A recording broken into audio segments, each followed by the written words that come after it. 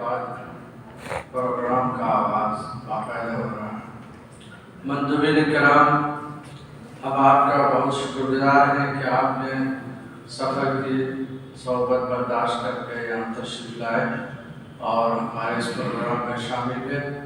انشاءاللہ آپ کی خدمت میں استقبالیہ یہاں کے ناظر عام حضرت مولانا سید بلال حسنی صاحب پیش فرمائیں گے، ان کو آپ سماعت کریں گے۔ حضرات، مجلس تحقیقات شریعہ ندوۃ العلماء لکھنؤ کا یہ تاریخی سیمینار ایک اہم اور انقلابی اقدام کی تاریخ یاد دلاتا ہے۔ یہ انقلابی اقدام مجلس تحقیقات شریعہ ندوۃ العلماء کا قیام ہے۔ اس کے بانی عالم اسلام کے عظیم شخصیت، عہد جدید کے مجدد، مفکر اسلام حضرت مولانا سید ابوالحسن علی حسنی ندوی ہیں، جنہوں نے مغرب و مشرق کے میخانے دیکھے، جن کی نظر پورے اسلام بھی نہیں پوری عالمی برادری پر تھی، جن کی نگاہ دوررس تھی، جن کی بصیرت علمی بھی تھی اور عرفانی بھی، جن کی معلومات ہماگیر بھی تھی اور گہری بھی، جنہوں نے مجددین و مصلحین کی صرف تاریخ ہی نہیں لکھی بلکہ ان کے نیک کارناموں اور اسرار و رموز کو سمجھا تھا، جنہیں حالات کے جائزہ لینے کا ذوق اور صحیح نتائج اخذ کرنے کا ملکہ تھا، جن کو عالم کے حکمرانوں سے ملنے اور ملکوں کے حالات و قوانین سے براہ راست واقف ہونے کا موقع ملا، قوم ملت سے خطاب کرنے اور ان کی دینی و اخلاقی اصلاح و تربیت کا کامیاب تجربہ حاصل ہوا، تعلیمی و تربیتی مراکز اور علمی و تحقیقی اکیڈمیاں قائم کرنے کا شرف حاصل ہوا۔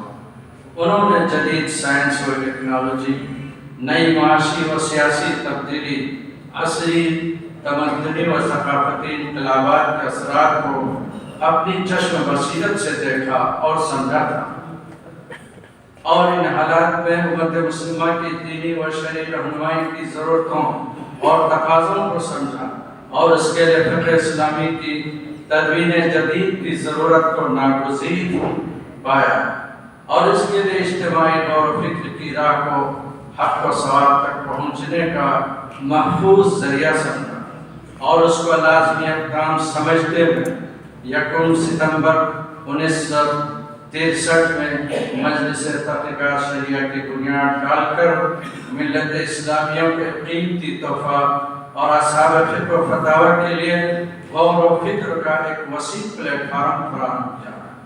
آج ہم دنیا اسلام کی عظیم ہستی کے لیے جس قدر احسان مند ہوں ان کے حق میں دعا کرے وہ کم ہے، فجزاکم اللہ خیر الجزا۔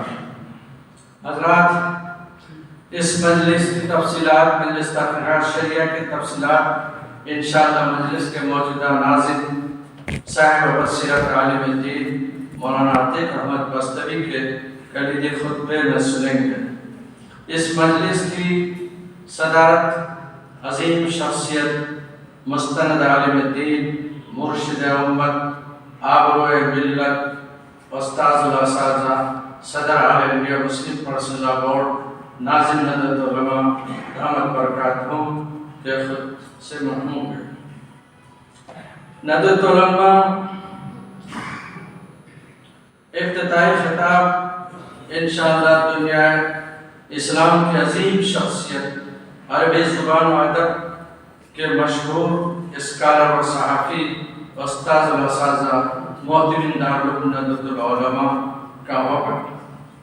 اس کے بعد تقی العصر حضرت مولانا خالد سیف اللہ رحمانی کی رہنما گفتگو ہوگی، پھر چند علماء کے تاثرات بھی سنیں گے۔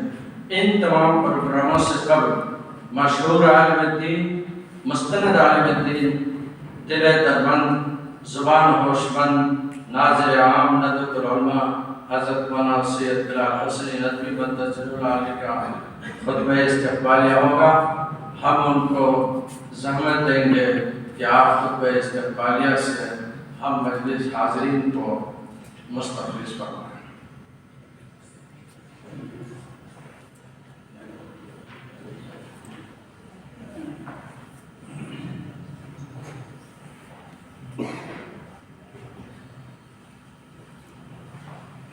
بسم اللہ الرحمن الرحیم،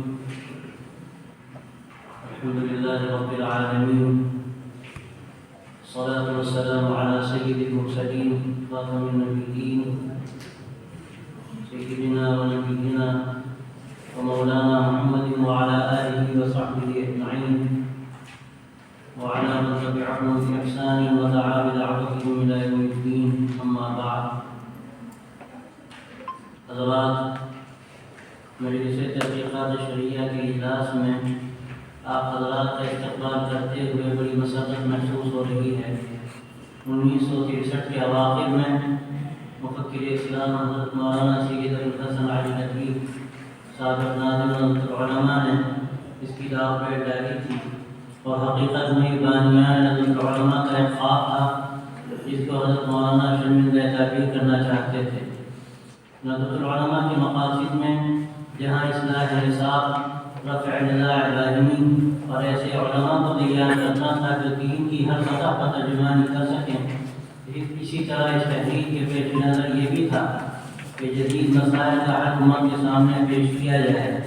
حضرت مولانا نے اپنے پہلے خطبے میں یہ بات ارشاد فرمائی تھی کہ کسی زمانے میں بھی کوئی بڑا علمی و تعلیمی ادارہ ان فقہی مسائل سے غیر متعلق نہیں رہ سکتا جو جدید حالات، تمدن، علوم و سائنس کی ترقی اور نئے تنظیمی اور اقتصادی نظاموں نے پیش کر دیے ہیں۔ مسلمان وجہ طور پر دینی مراکز سے جن میں اونچے پیمانے پر فقہ و اصول فقہ کی تعلیم ہوتی ہے، ان مسائل میں رہنمائی کے طالب ہوتے ہیں، اور ایک بڑا طبقہ جو دینی احساس اور خوف رفتہ رکھتا ہے ان کے بارے میں ہم شرعی معلوم کرنے کے لیے مستعد ہے۔ حضرت علماء پر یہ ذمہ داری خاص طور پر عائد ہوتی ہے کیونکہ علماء کی اس انجمن کے قیام اور ایک بلند پایہ دارالعلوم کی تاسیس کے اہم مقاصد میں سے نئے مسائل پر غور اور جدید تبدیلیوں کے مطابق احکام و جزیات کے استنباط اور مسلمانوں کی دینی رہنمائی کا فرق بھی شامل تھا۔ حضرات، یہ حضرت مولانا کی بصیرت تھی کہ انہوں نے سب سے پہلے اس کے لیے قدم اٹھایا اور مجلس تحقیقات شرعیہ کا قیام عمل میں آیا۔ اس دور کے بڑے اصحاب فقہ اور علماء اس میں شریک ہوئے۔ فقہی اکیڈمیاں جتنی بھی قائم ہوئیں، خواہ عالم عرب میں ہو یا ہندوستان میں، ان سب کا آغاز بعد میں ہوا، سوائے مصر کی مجموعہ البحوث الاسلامیہ کے جو اس مجلس سے تقریباً 1.5-2 سال قبل قائم ہوئی تھی۔ یہ مجلس شروعی سکر میں عمل ہو گئی، طے شدہ نظام کے مطابق موضوعات طے کیے گئے، مشاہیر علماء و فقہاء سے رابطے کیے گئے، ان سے آراء حاصل کی گئیں، بیرون ہند کے کبار علماء متوجہ ہوئے اور متعدد اہم ترین مسائل پر مشاورتی نشستیں ہوئیں اور فیصلے کیے گئے جن کی بات پورے ملکی میں نہیں بلکہ پورے برصغیر میں ہوئی۔ اس میں کوئی شبہ نہیں کہ مجلس کے لیے جو نظام اور دائرۂ عمل طے کیا گیا تھا وہ بڑا محدود اور مفید تھا، اور کسی بھی مسئلے کے لیے کبار علماء و فقہاء کو ایک جگہ بار بار جمع کرنا آسان نہیں ہوتا، تاہم ان سے آراء حاصل کرنا اور خاص طور پر جدید ذرائع استعمال کرتے ہوئے بار بار ان سے رجوع کرنا زیادہ مشکل نہیں، اور اجتماعی کوئی فیصلہ اس وقت تک مؤثر نہیں ہو سکتا جب تک بڑے علماء کو شریک نہ ہوں اور ان کی آراء میں شامل نہ ہوں۔ اس وقت خاص طور پر ہم مسلمان کی حالات سے دوچار ہیں اور ہر روز نئے نئے مسائل کا ہم کو سامنا کرنا پڑ رہا ہے۔ اس دور میں اس کی بڑی ضرورت ہے کہ ان مسائل کا حل تلاش کیا جائے۔ اس کے لیے بجائے اس کے انفرادی طور پر آراء سامنے آئیں اور اس کے نتیجے میں امت اختلاف و انتشار کے شکار ہو، بہتر ہے کہ اجتماعی غور و فکر کے بعد کسی مناسب رائے کو اختیار کیا جائے۔ حضرات، عقائد و اصول پر پورے تسلط و استحکام کے ساتھ فروع و مسائل میں توسط کی جو دعوت ندوۃ العلماء نے شروع سے پیش کی ہے، اس کا تقاضا بھی یہی تھا کہ یہ کام ندوۃ العلماء سے انجام پائے۔ اس کا آغاز بھی ندوی نے کیا، اور خوشی کی بات ہے کہ اب دوبارہ مجلس تحقیقات شرعیہ کے احیاء ہو رہا ہے، اور یہ دور جدید کا پہلا اجلاس ہے، اور یہ اس کے دور جدید کا پہلا اجلاس ہے۔ ہمیں امید ہے کہ یہ ایک سنگ میل ثابت ہوگا، اور اس کے ذریعے سے آہستہ آہستہ بہت سے مسائل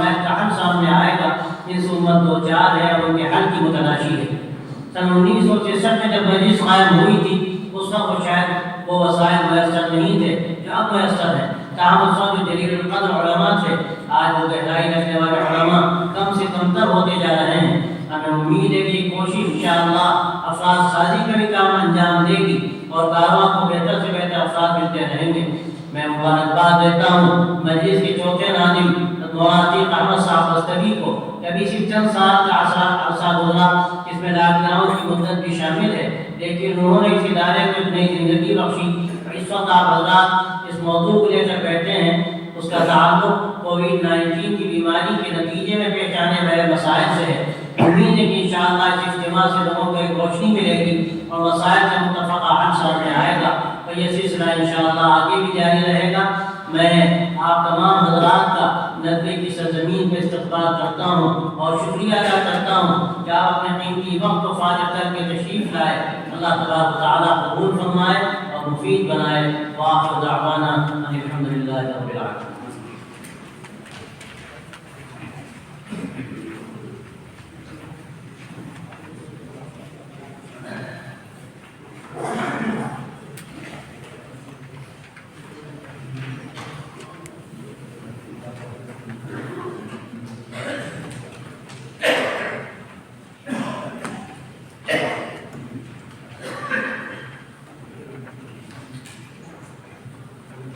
इस मालूमात अफसा और फुटबॉल इफ्तिताहिया के बाद अब हम बहुत ही एहतराम के साथ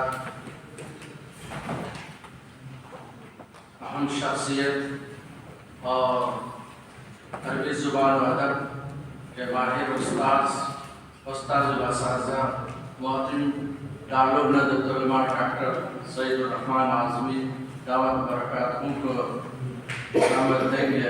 हमारे इस मजलिस में आप इफ्तिताही खिताब।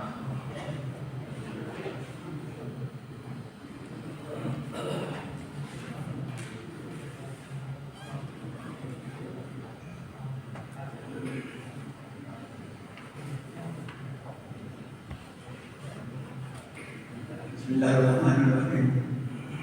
अल्हम्दुलिल्लाहि रब्बिल आलमीन वस्सलातु वस्सलामु अला सय्यिदिल अंबिया व इमामिल मुरसलीन वल मुत्तकीन मुहम्मद व अला आलिहि व अस्हाबिहि व अला मन तबिअहुम बि इहसान इला यौमिद्दीन। अम्मा बाद, मेरे बुजुर्गों और दोस्तों और भाइयों, बड़ी खुशी की बात है कि आज इस हाल में हम कभी सेमिनार का मस्जिद तहक़ीक़ात शरिया की तरफ से जो मुनक़िद हो रही है, ये फ़क्री सेमिनार जो है इंशाअल्लाह ताला हमारे बहुत से मसाइल को अपने मसाइल को हल करेगा और मसाइल को पेश करने की उसके अंदर सलाहियत पैदा होगी। हमारे अंदर खुद सारी बातें पैदा होगी कि हम अपने ज़िंदगी के हालात को अच्छी तरह समझने की कोशिश करें और अपने ख़ानदान के तमाम हालात के लोगों के हालात को जानकर उसी के मुताबिक अमल करने की कोशिश करें ताकि हमारा ख़ानदान या हमारा इल्मी ख़ानदान जो है वो सही फ़िक़्ह की नुमाइंदगी कर सके। इसलिए ये इस वक्त खिताब होंगे, इस वक्त ये प्रोग्राम हो रहा है। उम्मीद है कि इंशाअल्लाह ताला बाइसे खैर बरकत होगा। इसमें तमाम हमारे उलमा बुजुर्ग मौजूद हैं जो इंशाअल्लाह तबारक व तआला अपने ख्यालात से और अपने इल्म से अपनी मालूमात से और किताब सुन्नत के रब्बी रोशनी में जो कुछ पढ़ चुके हैं या पढ़ा चुके हैं या जो समझ में आ रहा है उसको बयान करके लोगों को मुतमईन करने की कोशिश करेंगे। इसलिए इसके लिए इफ्तिताही खिताब हर तरह से बाइसे खैर बरकत है और हम सब के लिए हम सब लोगों को इसकी तरफ तवज्जो करने और उसको ज़्यादा से ज़्यादा बाइसे खैर बरकत बनाने की कोशिश करनी चाहिए ताकि ये हमारा जो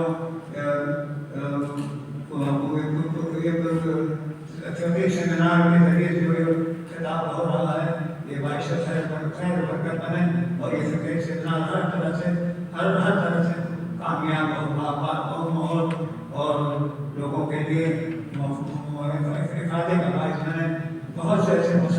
हैं कि जिनको लोग अच्छी तरह से समझ नहीं पाते या इसको गलत तरीके से समझते हैं तो उनको सही तरीके से समझाने और उसको अच्छे तरीके से और सही मानों में पेश करने की कोशिश की जाएगी। इसलिए ये जो तकरीर सेमिनार कायम मुनक़िद किया जा रहा है और इंशाअल्लाह इसमें हज़रत मौलाना से दो का जो खिताब होगा उससे हम ज़्यादा से ज़्यादा इस्तेफ़ादा करेंगे और इसके ज़रिए से हम अपने इस मकसद को पूरा करने की कोशिश करेंगे। जो तकरीर सेमिनार के ज़रिए से जो मकसद हासिल किया जा सकता है उसको हासिल करने की कोशिश करेंगे। उम्मीद है कि हम सब आप सभी हज़रात इसके लिए अपने आप को अपने ख़यालात को सही तरीके से लोगों के सामने पेश करने की कोशिश करेंगे ताकि हम इससे ज़्यादा से ज़्यादा इस सेमिनार से और इस इज्तिमा से हम ज़्यादा से ज़्यादा फ़ायदा खुद भी उठा सकें और अगर ज़रूरत पड़े हम दूसरों को भी उसका फ़ायदा पहुँचाने की कोशिश करें। इसी इन अल्फाज के बाद मैं इस बात को ख़त्म करता हूँ और उम्मीद करता हूँ कि हज़रत मौलाना अतीक मोहम्मद साहब नदवी जो मस्जिद तहफ़्फ़ुज़ात शरिया के सेक्रेटरी हैं वो अपने करीबी होते को लोगों के सामने पेश करके हम सब लोगों को इत्मीनान की ज़िंदगी अता फरमाएंगे। और इस मौजू के ऊपर जो हमें जानना चाहिए और जिन चीज़ों की ज़रूरत है वो सारी चीज़ें इंशाअल्लाह ताला हमको मालूम हो जाएंगी। तो आखिर दावान अल्हम्दुलिल्लाह रब्बिल आलमीन। हज़रत मोहसिन साहब दावत बरकातहू के इस पुरगौज़ और नसीहत आमेज़ कलिमात के बाद अब हम मजलिस के नाज़िम हज़रत मौलाना आतिफ़ अहमद मस्तवी मद्दज़िल आलू को दावत देते हैं कि आप अपने कलीदी ख़ुतबात से हम लोगों को मुस्तफ़ीद फरमाएं।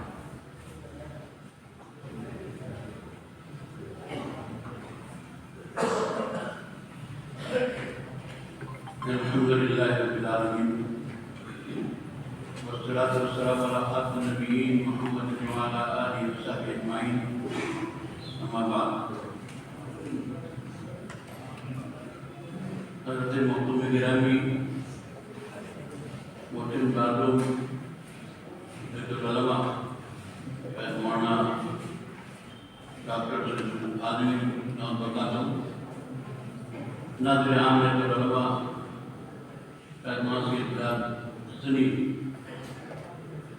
और तमाम मौजूदीन उलमा अभी तक मुझे बड़ी खुशी हो रही है कि आज मंच तहफ़्फ़ुज़ात शरिया जो फ़क़ीह इस्लाम और नाली में रहमतुल्लाह का लगाया हुआ दरख्त था और मौलाना ने जिस अज़ाइम के साथ इन असूलों के साथ काम का आगाज़ फरमाया था, आज हम दोबारा फैसला कर रहे हैं कि इज्तिमाई और खौफ और नए मसाइल में शरीयत की रहबरी बाहमी और खौफ के ज़रिए अंजाम देने के लिए ये कारवां दोबारा तरतीब पाया है और उसका पहला इजलास बड़ी मुद्दत के बाद ये इजलास है मौलाना राबिया साहब का बरकातहू की सदारत में मुनक़िद हुआ है। शायद मौलाना की तबीयत थोड़ी गड़बड़ हो गई, नीयत थी आपकी कि शुरू में ठीक लाएंगे लेकिन तबीयत की खराबी की बुनियाद पर उम्मीद है कि तशरीफ ले आएंगे। प्रोफेसर सदारत आज ने तहरीर फरमाया है वो प्रोफेसर सदारत इंशाअल्लाह आपकी मौजूदगी में पढ़ा जाएगा। अगर नहीं तशरीफ ला सके तो पढ़ा जाएगा यहाँ। बहरहाल मौलाना की सदारत है और कायम मुकाम से मौलाना साहब मौजूदगी में मौलाना साहब जो हर तरह ऐसी की तरह अहल है। जाहिर है कि मौलाना की शख्सियत अपने हाथ से मालूम है पूरे आलमी सतह पर। आगे मुस्लिम कसूरा बोर्ड के सेक्रेटरी हैं और इस्लामिक अकेडमी के जनरल सेक्रेटरी और साथ साथ माशाल्लाह जो आलमी छोटी कमेटियाँ हैं डेटा पर अकेडमी हो या रास्ता पर अकेडमी हो उनमें जो शिरकत उनकी होती रहती है तो हमारे दरमियान मौजूद है। हमारे लिए बड़ी साथ की बात है और मैं समझता हूँ कि इस प्रोग्राम की कामयाबी एक बड़ा अलामत है। इंशाअल्लाह मौलाना की मौजूदगी में मौलाना साहब इस बज़्म के फैसले रहे। मैं तमाम अफराद का इस्तकबाल करता हूँ प्रोग्राम में। हमारे बड़े मौजूद उलमा तशरीफ लाए हैं, मौलाना फारूकी साहब हैं और एक ख़ास जद्दोजहद के नाम थी वाकई पे पूरी दुनिया वाकई पे तो हमारे दरमियान मौजूद हैं। और इसी शहर की और बड़ी शख्सियत, बड़ी इलमी शख्सियत मौलाना अली साहब हैं और सब बेवजूद हैं। बाकी पूरे मुल्क से जो हुई है, शहर से हमारे डॉक्टर साहब, डॉक्टर सिद्दीकी साहब सबसे पहले तशरीफ ले आए थे। जो हजरात यहाँ रिवायत है अगर हमें भी कायम हो कि वक्त से क्या वक्त से पहले हम आ जाएंगे। डॉक्टर सिद्दीकी करीब आधा घंटा पहले आए, बहुत मामूली मारूफ शख्सियत है। हमारे दूसरे शहर के मुअज़्ज़िज़ीन भी मौजूद हैं और पूरे मुल्क से असाब इफ्ता उलमा जो किसी मौज़ूआत पर तशरीह का काम करते हैं, अल्हम्दुलिल्लाह उनकी पूरी तादाद यहाँ मौजूद है। हमारे दरमियान मुफ्ती रहमत साहब कश्मीर से तशरीफ लाए हैं। ये जो वहाँ समझिए वहाँ के मुफ्ती आज़म हैं कश्मीर के और मसाइल में उनसे रुजू होता है। इसी अंदाज से बहुत सी शख्सियात हैं। औरंगाबाद से मोहम्मद रहमान साहब और वही तशरीफ फरमाए और मौलाना मिर्ज़ा साहब भी हैं। हमारे गुरेली से मौलाना उस्मान साहब तशरीफ लाए हैं। बेशुमार लोग हैं मतलब बहुत ही जिनकी उम्रें गुजरी हैं नए मकान पर और अल्हम्दुलिल्लाह ऐसे बहुत से हज़रात मौजूद हैं। मौज़ूआती नशिस्त इंशाअल्लाह शाम से होगी, मगरिब बाद से कोरोना के मसाइल जो हैं मुख्तलिफ हैं, मगरिब बाद से ऊपर नशिस्त हमारी होगी। और एक अहम मौजूद जो और है वो 1971 में जो इस मजलिस तहक़ीक़ात शरिया का प्रोग्राम हुआ था। सरकारी जो कर्जे होते हैं सूद वाले, उनके ताल्लुक से तो 1971 में प्रोग्राम हुआ था और उसके मकानात भी यहाँ जमा है और शायद भी वो हो रहे हैं। कोई फैसला नहीं हो सका था, थोड़ा उसको मौसूल किया गया। लेकिन थोड़ा बड़ा अहम मौजूद है सरकारी कर्जों के अलावा और बैंकों के जो कर्ज होते हैं मुख्तलिफ कामों के लिए। वैसे ऐसा मसला इस वक्त है कि अभी सूरत हाल है कि आप कोई काम खासतौर से कोई अगर दरमियानी काम हो, बड़ा काम हो, बैंकों के वास्ते कुछ अंजाम नहीं सकते। आपके पास सरमाया हो, कुछ हो, आप चाहे मकान बना दें, आप चाहे गाड़ी खरीद लें, जब तक कि आप बलवस नहीं होंगे वहाँ दिखाएंगे नहीं कि आपने लोन लिया है। ये कहीं मालूम हो गया कि आपके पास पैसा हुआ है, आप मकान बना रहे हैं, आपने 20 लाख की गाड़ी खरीद ली है, तो सारी एजेंसियाँ हरकत में जाती हैं तो आदमी परेशानी हो जाए। इस तरह के बहुत से मसाइल हैं। तो जो जहाँ बाकी ज़रूरत है और जिसका लिहाज के बगैर इंसान इंतहाई परेशानी पड़ेगा, उन मकासद के लिए क्या उस हद तक सूदी कर्ज देना सरकार से नहीं, बैंक से, बैंक भी सब से जुड़े हुए हैं, उसका क्या होगा।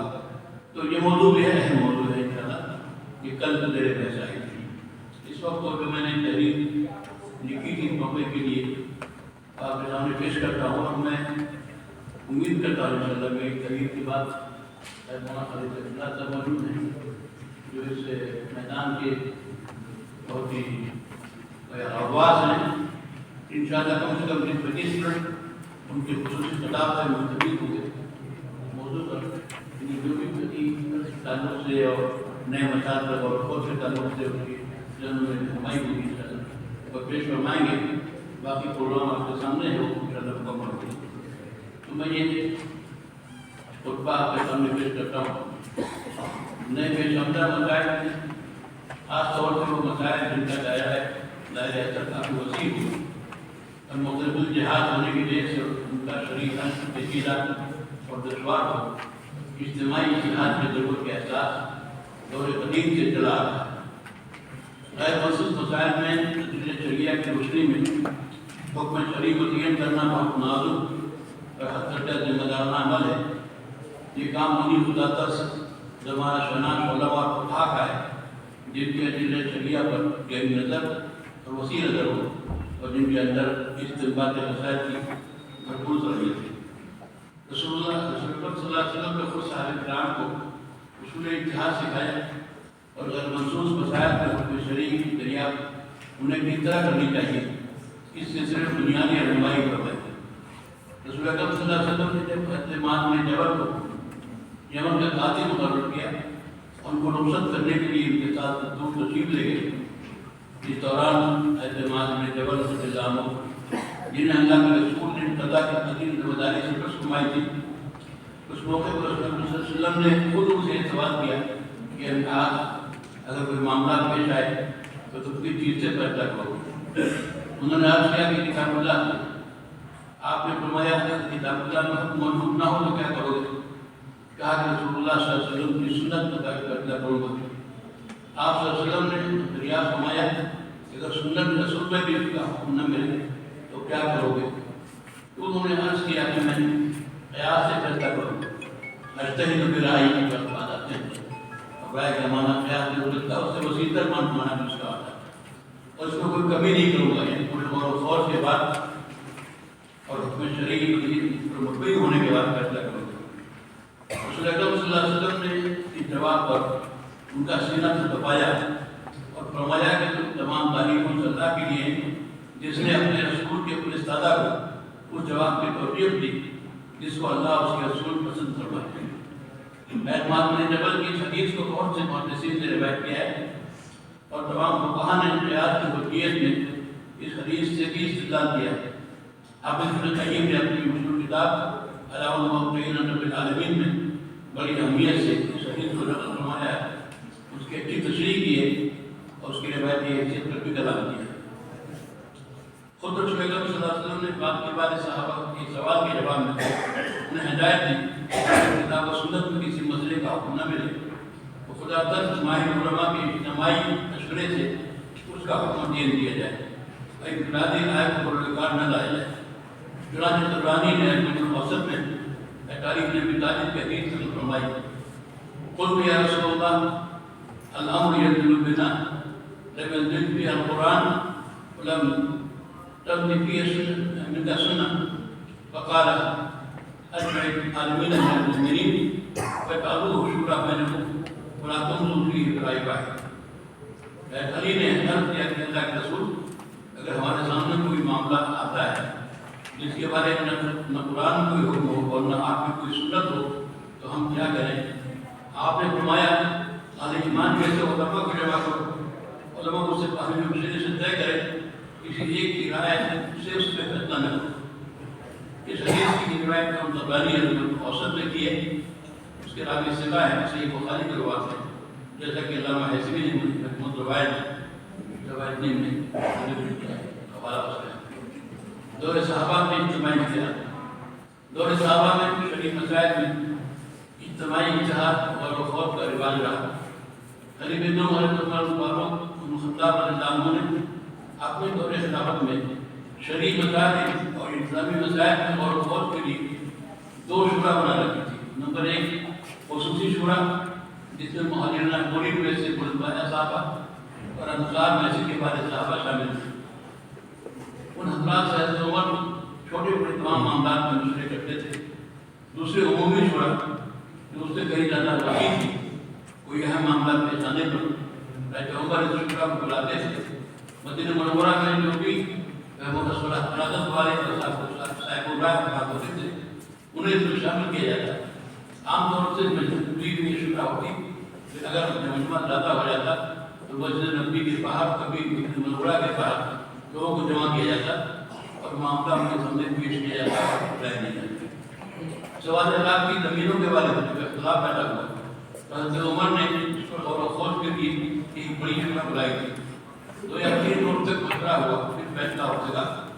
جو صحابہ عراق کے فتح میں شامل تھے ان کا کہنا تھا کہ سوال عراق کی زمینیں वाक़ईन के दरमियान तकसीम कर दी जाए, जिस तरह हमारे गनीमत में हासिल होने वाले हमारे पूरा तकसीम हुआ करते हैं। ऐसे उमर रज़ियल्लाहु की राय ये थी उसे मालिकियत करार दिया जाए, मुजाहिदीन को तस्लीम न किया जाए, ताकि मुसलमानों के आइंदा नस्लें उससे मुस्तफीद हों और इस्लामी हुकूमत की बुनियादी ज़रूरियात में उसकी आमदनी से पूरी हो जाए।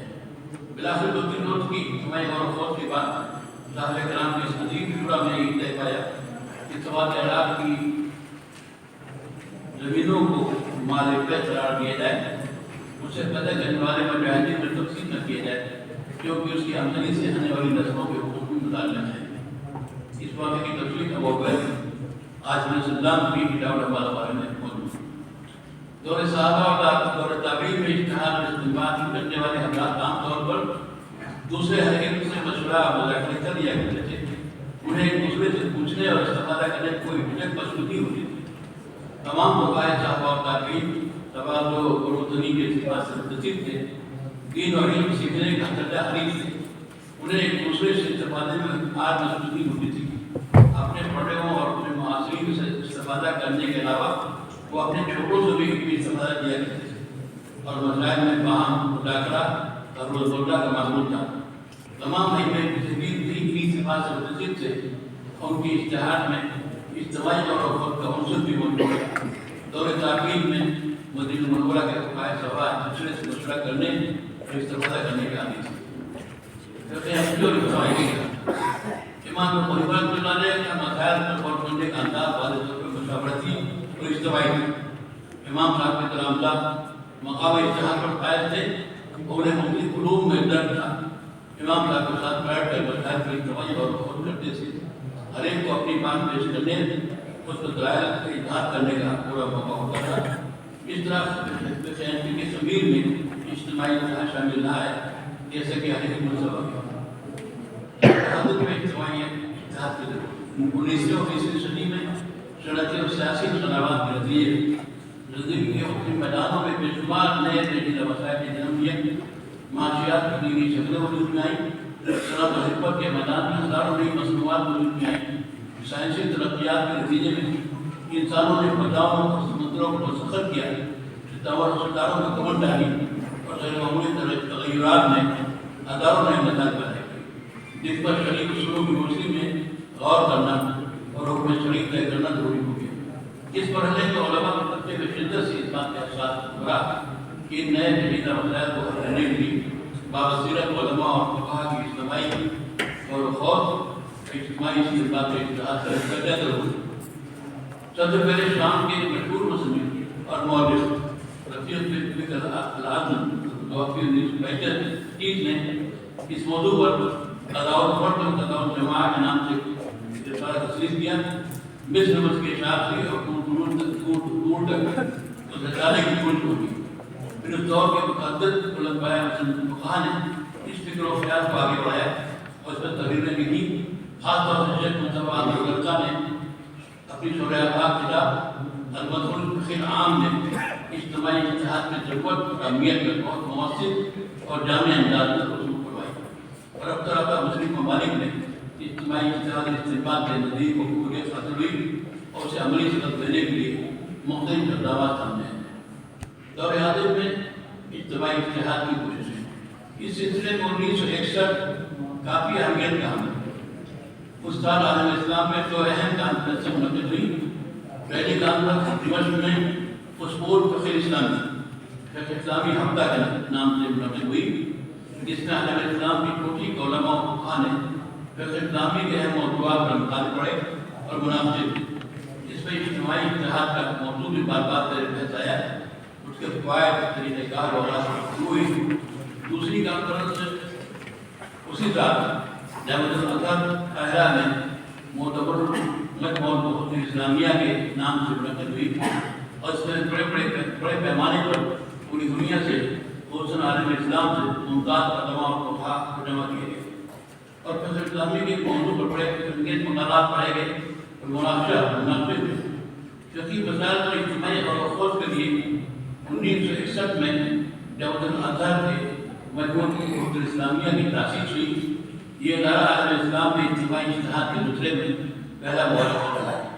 इस इदारे की तरफ से शुरा वाला काम बुलाई गई थी और जब उन्होंने के अंदर इज्तिमाई इत्तेहाद में सिलसिले में कुछ अमली इक़दाम करता रहा और उसके नतीजे सामने आते रहे। अगर जब बात में इधर मुख्तलिफ असबाब की बिना पर ज़्यादा तकड़ में अमल नहीं रहता। आलम इस्लाम में नए मसाइल की इज्तिमाई और इज्तिमाई इत्तेहाद का जो हवाला बुलंद किया गया था उसकी गूंज हिंदुस्तान तक पहुँची और फखरुल इस्लाम ने जो आलम इस्लाम में हालात रखते थे और मुस्लिम ममालिक में जो इल्मी और रुझानात फरमान कर रहे थे और जो तहरीकें बर्पा थी उनसे बखूबी वाक़िफ़ थे। हिजाज़ और मिस्र शाम वगैरह का सफ़र करके वहाँ की शख्सियात इदारों और जामियात से बखूबी वाक़िफ़ थे। उन्होंने ख़ास तौर से मिस्र शाम में हैं फिक्री और इल्मी शख्सियात से ज़ाहिरात मुलाकातें कर चुके थे। डॉक्टर मुस्तफ़ा जमाई, शेख मुस्तफ़ा अहमद अब्दुल्का, शेख मुज़ोहरा वगैरह से गहरे रवाबित रखते थे और आलम अरब में होने वाली इल्मी फ़िक़ही अदबी कारनामों पर मौलाना मौसूफ की पूरी चढ़ नज़र था। मुझे इस बात का एहसास था कि हिंदुस्तान में और बर्र-ए-सग़ीर और हिंद-पाक में किन दावती इल्मी तहक़ीक़ी कामों की ज़रूरत मैं सरकार शरिया की थी। चुनांचे उन्होंने अपने जिन बुलंद बयां मुआज़िन मौलाना मुस्तफ़ा रहमानी, मौलाना मुफ्ती कुरबान रहमानी, मौलाना रहमानी रहमतुल्लाह रहमुल्लाह के मशवरे से बर्र-ए-सग़ीर हिंद-पाक में नए तहक़ीक़ी मसाइल पर इज्तिमाई और इज्तिमाई इत्तेहाद इस्तेमाल के अमल को शुरू करने का फैसला हुआ है। मस्जिद सरकार शरिया उलमा की ताबेदारी सितंबर 1963 में मस्जिद सरकार शरिया की तासीस हुई, उसका तरीक़ाकार तय पाया। तो फखरुल इस्लाम मौलाना अली रहमतुल्लाह की दावत पर 21 सितंबर 1963 को दारुल उलमा में मुल्क के मुमताज़ तरीन उलमा का मशावरती इज्तिमा हुआ। मौलाना रहमानी की सदारत में ये मजलिस मुनक़िद हुई जिसमें नए हालात से पैदा होने वाले मसाइल पर शरीकों की मदद से और खौफ और मिल्लत की रहनुमाई के लिए मस्जिद सरकार शरिया का क़याम का फैसला किया गया। तिलावत कुरान करीम की बात फखरुल इस्लाम मौलाना अली रहमतुल्लाह ने एक मकाला मुस्लिम ममालिक में उस रसूलुल्लाह और जदीद तमद्दुन के पैदा किए हुए काबिल गौर वसाइल के उन्वान पर पेश किया। उसमें मुस्लिम रसूलुल्लाह के बारे में मुस्लिम ममालिक के अब तक के इक़दाम का जायज़ा लिया गया था और नए मसाइल पर गौर व फ़िक्र करने के लिए इज्तिमाई इत्तेहाद की अहमियत की ज़रूरत को रोशनी डाली गई। दूसरा मकाला मस्जिद सरकार शरिया के पहले नाज़िम मौलाना तक़ी अमीन साहब ने तजवीज़ नक़्श की तारीख़ और मौजूदा हालात का जायज़ा उन्वान से पेश किया था। इस मकाले में माजी में इज्तिमाई कोशिशों की तसद्दुर को पेश करते हुए मौजूदा वक्त में इज्तिमाई गौर व फ़िक्र की अहमियत और उसके तरीक़ाकार को रोशनी डाली गई। इस मजलिस में बात दूसरे शुरा ने भी इज़हार ख़याल फरमाया जिनमें मौलाना महमूद नूमानी, मौलाना मुफ्ती अली वाले को नाम खास तौर पर शामिल। इस मजलिस में नज़रात मौजूद की गई नए हालात इजादात ने ऐसे मसाइल पैदा कर दिए हैं जिनका वाक़या हमारी तक में मौजूद नहीं है या वो मामला का मसाइल जिन्होंने मौजूदा ज़माने में नई शक्ल अख्तियार कर ली है। इन मसाइल में और फिक्र और उनके बारे में मुमकिन इज्तिमाइयत पैदा करने के लिए असाबिर उलमा की मजलिस तश्कील की जाए। इस इब्तिदाई मुशावरत मजलिस में 14 बुजुर्गों ने जो फरमाई उनके असमाए गिराम के लिए 14 नाम हैं जिसमें शामिल आपको पढ़ रही हूँ। इस इब्तिदाई नशिस्त में मस्जिद सरकार शरिया के अराकीन के नाम भी दर्ज है। अराकीन की फहरिस्त 28 नाम पर मुश्तमिल है। ये सारे अफराद मुल्क के मुमताज़ चोटी के अहम थे जिनका मुताल्लुक़ मुख्तलिफ मुकाबले फ़िक्र और हक़ से। मुझे खुशी है कि मस्जिद सरकार शरिया में मौलाना सुल्तान